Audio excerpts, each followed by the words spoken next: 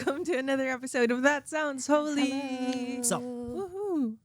Yeah, so we've been consistent for 3 episodes now. It's a win! It's a win. We consider that a win. Nakailang comeback kami. Siguro kaya dahil...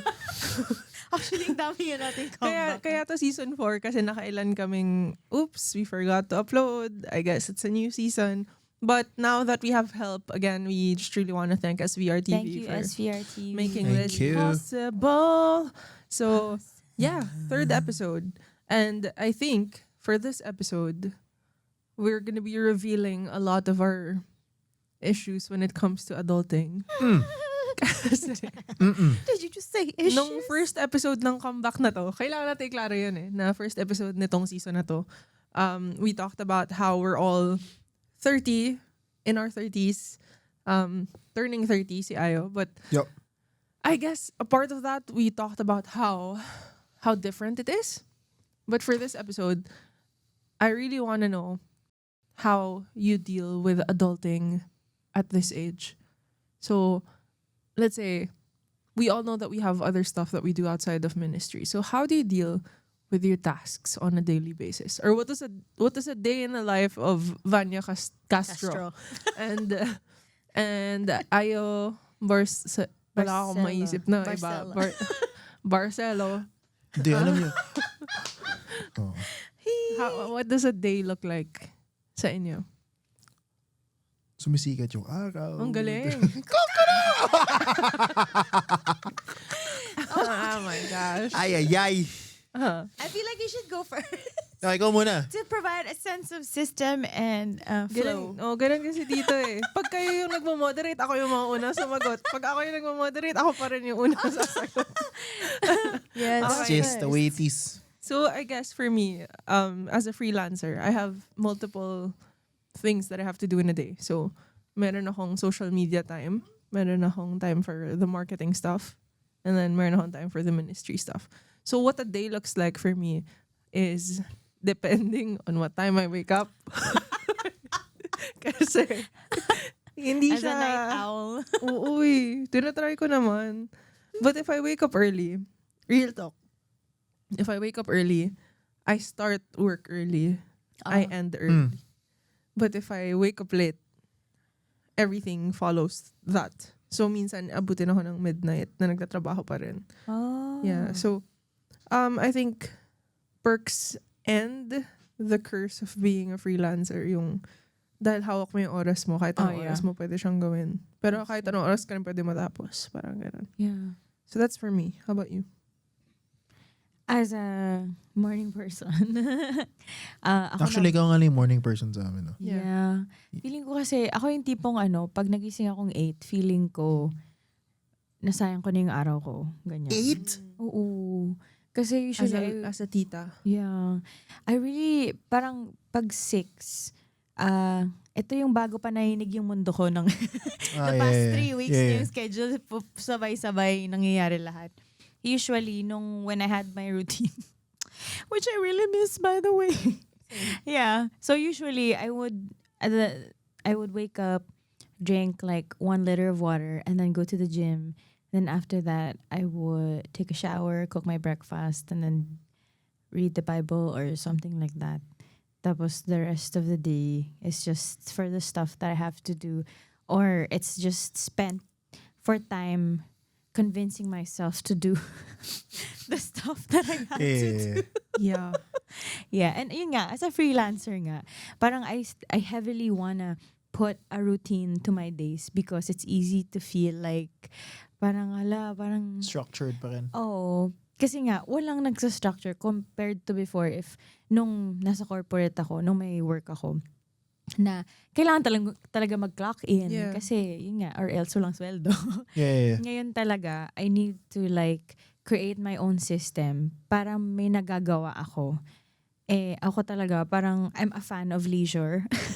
Na kung pwede lang wala akong gawin, okay lang sa akin talaga. Tatambay lang ako sa coffee shop, mag-adore lang ako, or like, magbabasa lang ako ng libro. Good, like, I'm good with that. So, I really need to put a structure so that I get things done in a way. Yeah. Ako, I started day always with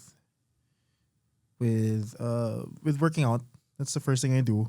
I work out and then I read the word of the day or word for the day, and after that, my word for the day.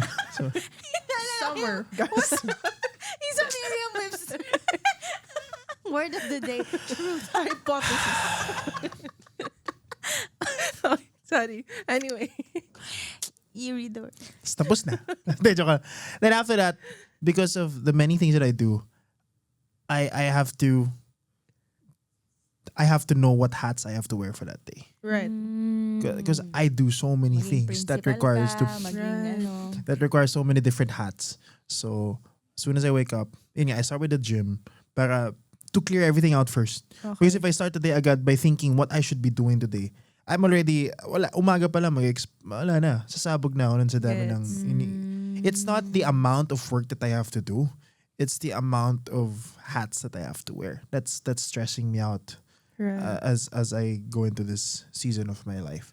So yun, after that, pag nalaman ko na kung ano yung mga kailangan kong suotin ng mga sombrero for that day, I already know what I don't need for that day.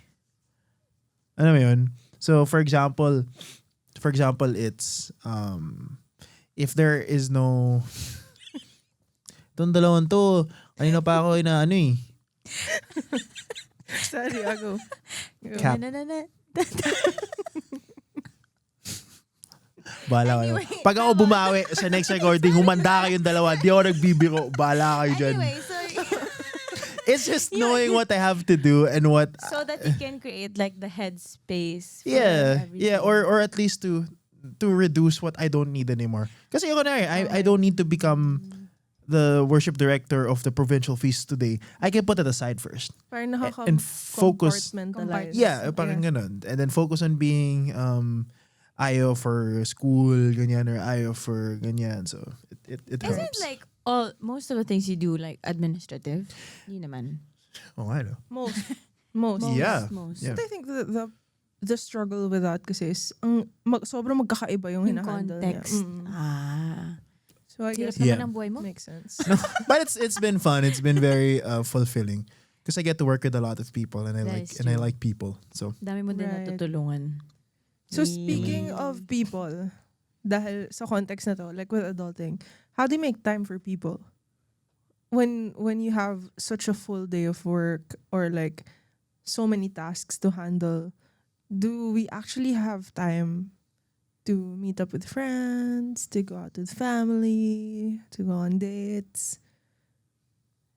How do you handle that? How do you juggle that? I guess we don't. So I'm thankful that the design of my routine is to be with people. So I guess I'm thankful for that. Kasi the people that I want to spend time with also kasi are the ones who I get to work with, which I'm very Yeah. thankful for. I'm happy that I get to work closely with my family, sa family business. I'm happy that I get to work with some or most of my friends in ministry. I'm happy that I get to work with my fiance and a lot of things in service, ganyan. So, yan. Ito. Like, I have a very full day today, but knowing that I'm gonna spend time first, syempre, doing the podcast, but also because I know that I'm gonna be with the both of you. I'm just thankful that I get to have that. right. Although the danger there is not being able to structure now or be deliberate with spending time with people. That is Yun yung yeah. delikado lang dun, Yeah. which Na is parang friendship lang talaga. which is what I admit I lack.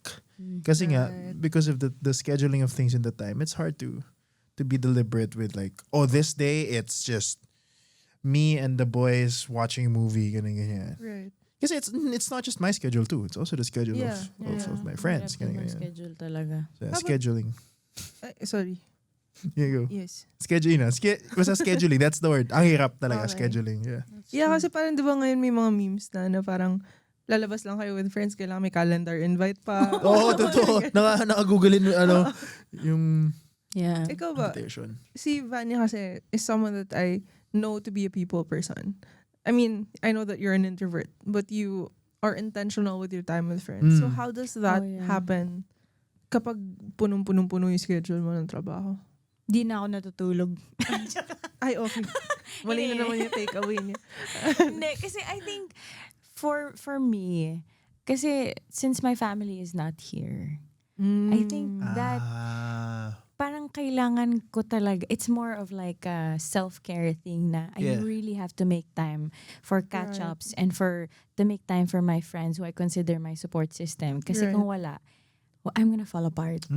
Kasi unlike, like kunyari, if nasa Bacolod ako, na my father is just always in the house, or my mom, or my sister, wala nang masyadong kailangan effort na para to spend time kasi nandiyan na. Parang kayong kay Ayo.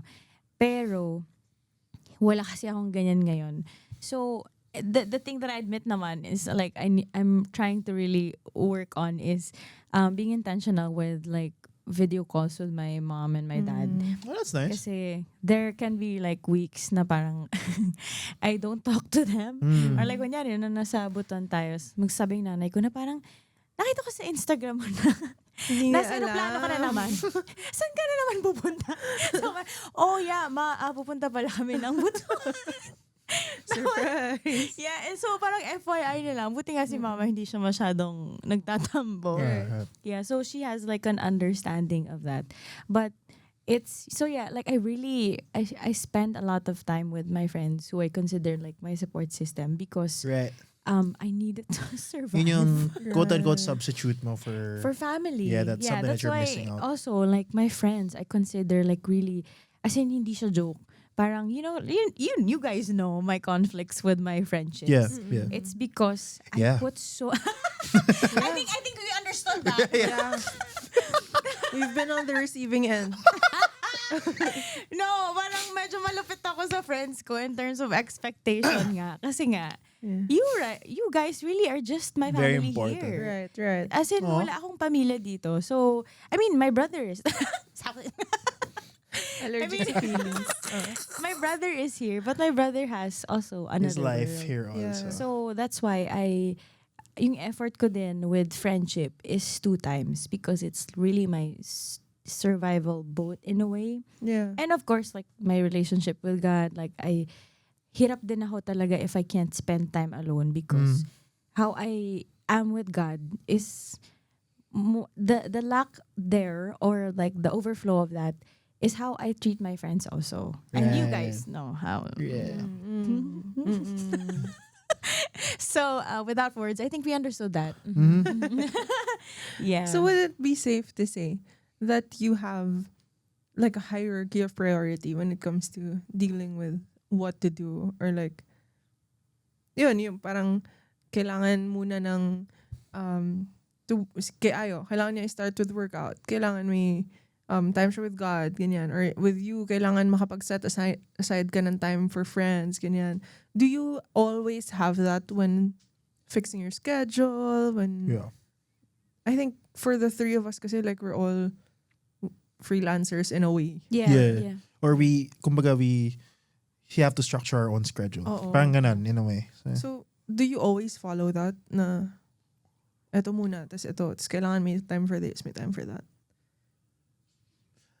Not necessarily, at least for me. But I have to make sure that it's still part. Right. Like for example, in a week, if I have to look at it by the week or by the month, context kasi ang hirap ng by the day for me. I cannot do that. I have to see things a week before or 2 weeks before. And then I have to make sure that in that week, I already have plotted it in my mind and in my calendar that I have to work out at this specific time. Yeah. Or I will make time for workout or for basketball, ganyan, for time with my dog, time with my PS5, ganyan. At least that's for myself. Tas wala pa yung time with you, time with my family, ganyan.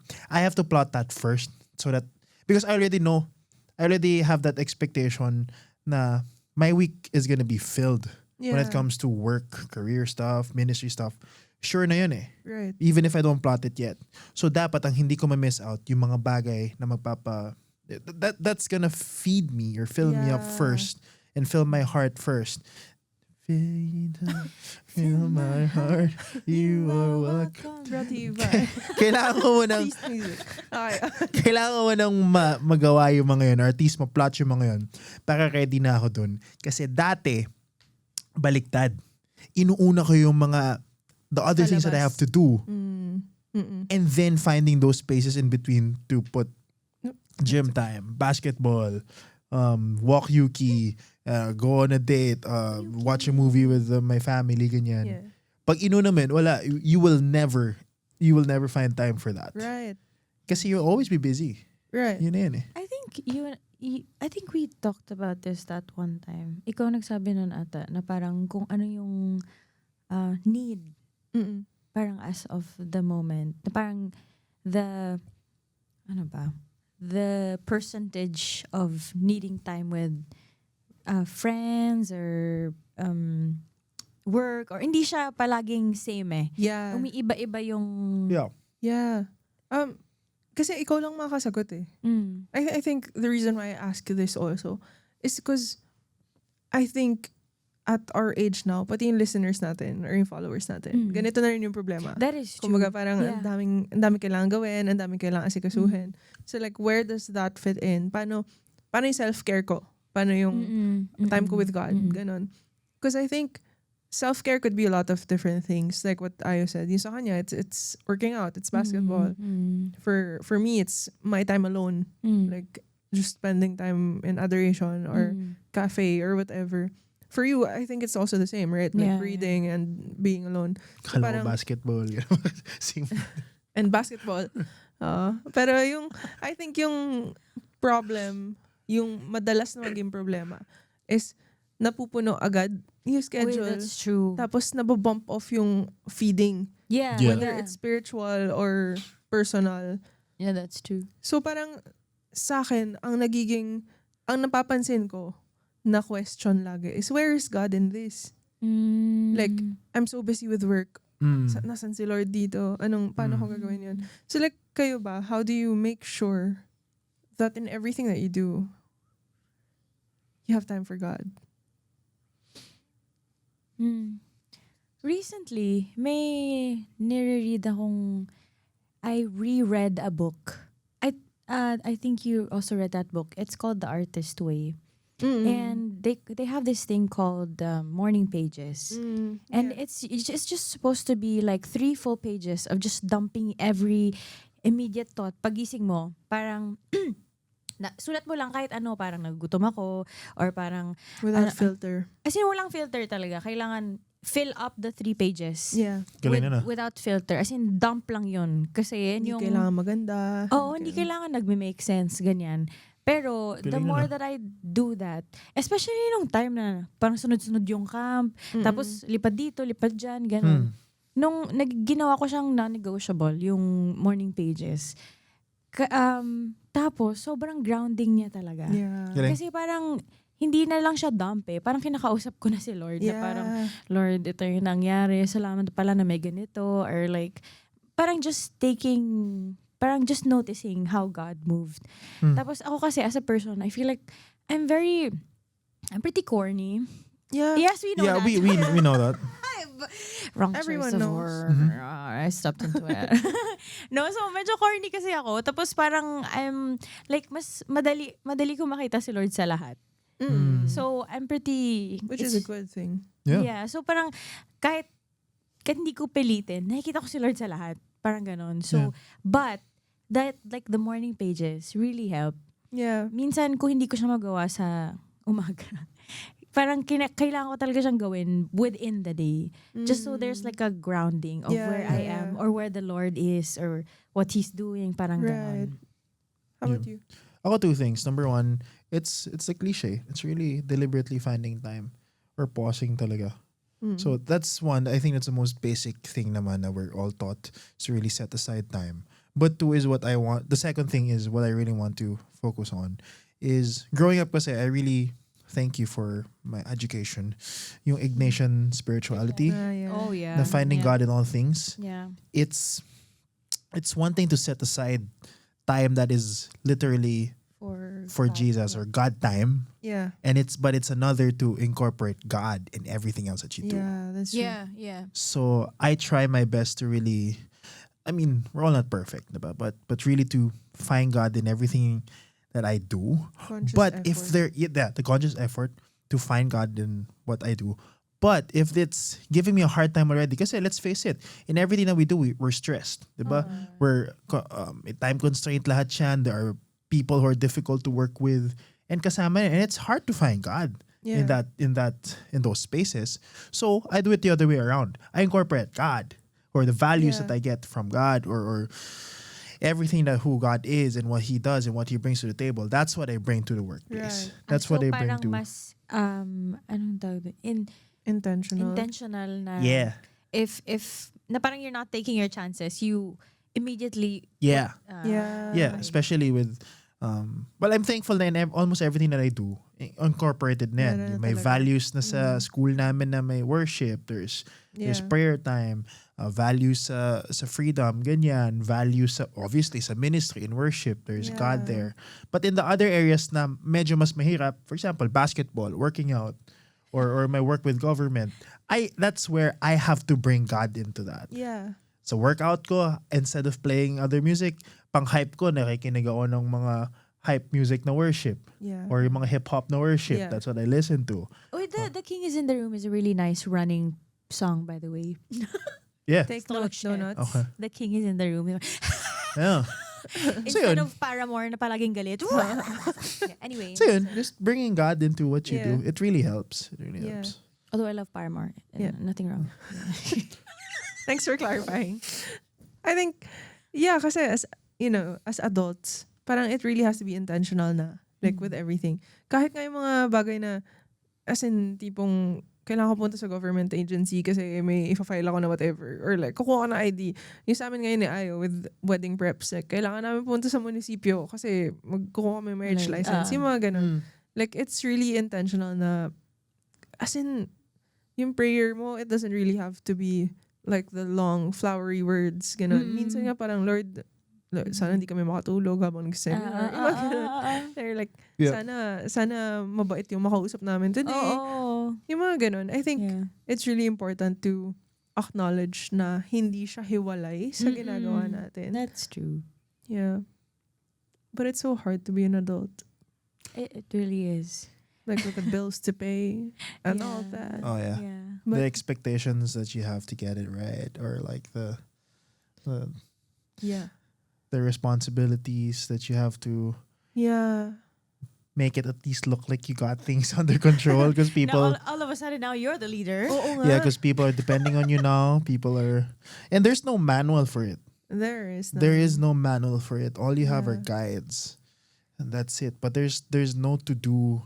Like there are to dos, literally, but it will Checklists. not apply to you specifically. Yeah. So I guess like now to wrap things up, I think what we're trying to say here is that as adults, there is no manual to it. Nagkakaiba kami. Like, yun nga, yung unang tanong pa lang natin, how do you handle like a day in the life of Vanya or Ayo or Isa?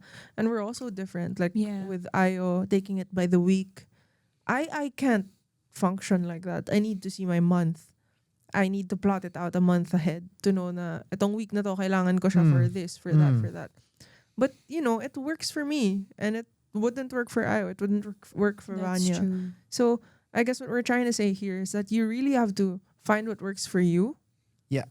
And then also not forget that God is in it. As cliche as it sounds.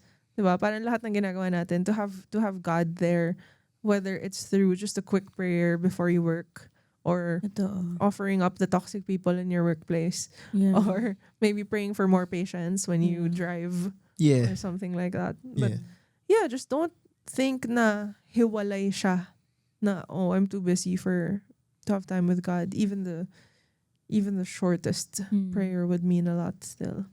In the big things and even in the little things. Yeah. Yeah. So anything else you want to say before we end? Yeah. Adulting is hard. I think we've established that. Yeah. But it can be meaningful also Yeah. if we partner with God and if we allow Him to us just work through us. Yes.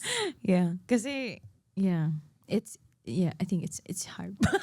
It's really, Yeah. really, really, really hard. But also in these, ito yung stages na mahirap siya.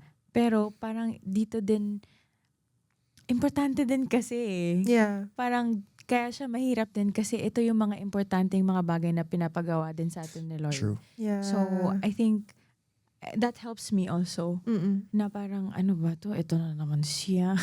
Right. Especially if you work in a people ministry. Yeah. Na like, oh my gosh, that's this from person again. So, parang, but you know, when you see like the, how it can make an impact or how God is moving still, it can be like a quick, like snap. You Yeah. can snap out of like Yeah. Yeah. How being about drowned by it. Yeah. Sorry. How about you? Mahirap na nga yung adulting eh. So don't make it harder on yourself. Mm. It's already hard in general. So wag mo nang pahirapan pa by being hard on yourself. It's okay to feel that it's hard and know that you're not alone. And I love this because as I get more into adulthood, I've learned this the hard way and also but what I'm trying to say is yun na, mahirap na nga. So wag nyo nang pahirapan. And there are people who are willing to help. Yeah. So, ask for Choose your help. heart. It's okay to ask for help. Or even if there are people who won't necessarily help you, like, hindi man sila yung sagot sa problema mo or kung ano yung nagpapahirap sa ginagawa mo, at least you're with someone who you're going through it Yeah. with.